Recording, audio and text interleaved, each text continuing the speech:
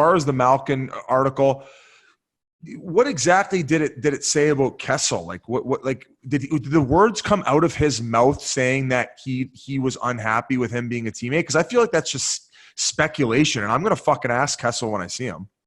I'll read straight from the story. It says, Malkin declined to elaborate on how his on-ice relationship with Kessel fell apart, but it's clear he grew tired of feeling caught between the ongoing Sullivan-Kessel rift, according to multiple team and league sources. Those sources also say Malkin had come to believe Kessel was content with 2 titles and mostly interested in his statistics.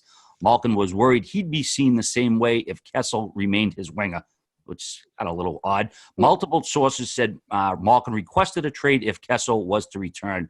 Malkin denies that, but it doesn't mean he wanted to play another game, let alone another season with Kessel as his line mate. He did not, so now Kessel is in Arizona. So sure, I'll take that with a grain of salt, specifically because there is a language barrier on the Malkin side. So for him to express his feelings, I mean, unless it was Gonchar and they really got into it, and then on the flip side of that, yeah, I mean, there were issues with Kessel, and you know, he's a very opinionated guy. I also feel like Kessel's probably not the best at elaborating on his feelings as well. I mean, at least from afar, right? It doesn't seem like I wouldn't say socially awkward is the word. He just kind of like he beats to his own drum. So without it like coming out of Malkin's mouth direct, it's just very hard to take that without a grain of salt. Malkin also put a lot of it on himself. If earlier in that article it says, you know, Malkin thought the whole season the failures of the Penguins were his fault, and he said he didn't treat teammates the right way. He wasn't treating his coaches the right way. So Malkin did put a lot of it on himself.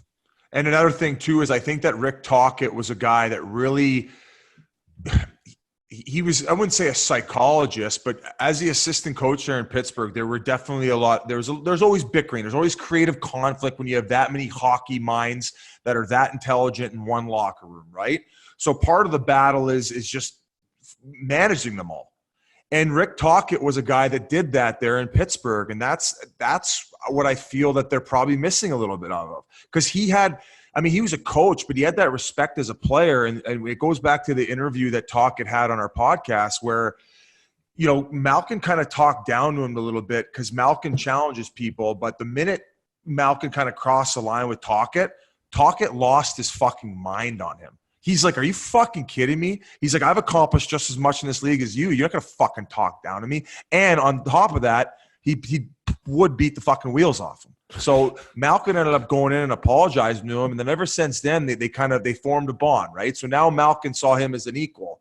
And Kessel's his own guy. And I feel like he was really, you know, how do I want to say this?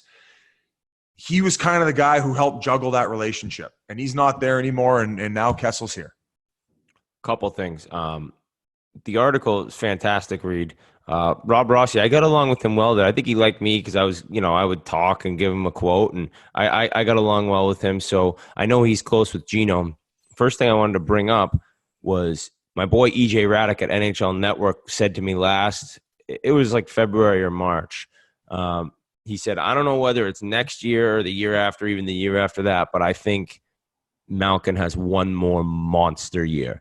Like one more, like 118 points, like a couple. He's done it a couple times. He's like, I think whether it's, like I said, maybe not necessarily this year, but one more monster year. And after reading that article and seeing the ownership he took that Granelli brought up. Isn't that crazy? I think he's going to be lights out, dude. But isn't it crazy a guy that's accomplished that much is in an article is just being that accountable? Whereas that's why he's accomplished that much. And right. You can look at it just that guy is such a good pro. I was with him so quickly, dude. Like I've said many times, he didn't even speak English then, but just how he was right away. I mean, he loves hockey. He cares so much, man.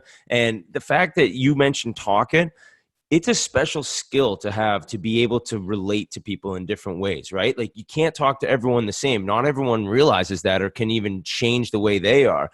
Tocchet, I think, was so good at telling Sullivan what Kessel's telling him, but then telling Kessel what Sullivan's saying. And instead of saying exactly what they said, which is probably fuck him, he words it down a little bit differently. And that was a skill that they definitely miss.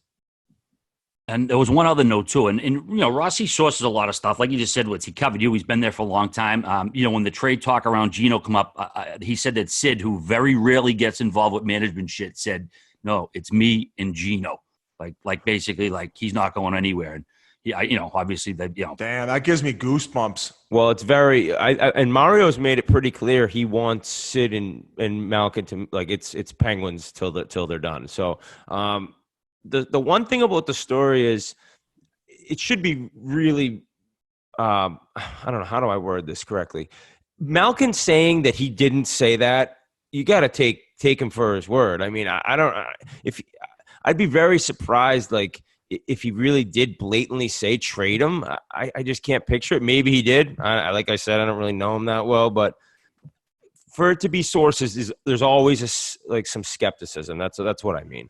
Well, and let's remember too, as part of the core group there, I believe that after a year where it ended as disappointingly as Pittsburgh's did, what happens is when you get called into the GM's office sometimes, that core group gets asked questions like, do you think we can win with this guy moving forward?